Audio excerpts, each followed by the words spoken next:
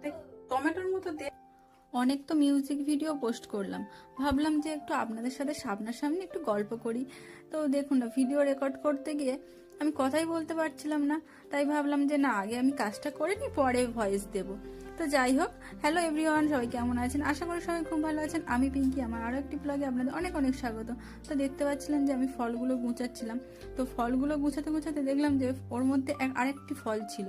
এই যে আমার হাতে আছে, দেখতে পাচ্ছেন, লাল কালারের, টমেটোর মতো দেখতে।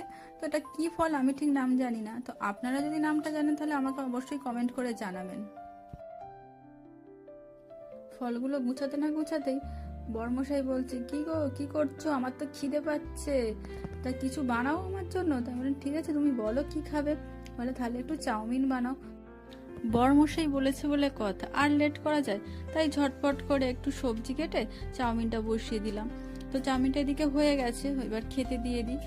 তো ভিডিওটা এখানেই শেষ করছি। সবাই ভালো থাকবেন, সুস্থ থাকবেন, আর ভিডিওটা যদি ভালো লাগে তো একটা লাইক করে দেবেন। দেখা হবে পরের একটি ভিডিওতে। টাটা।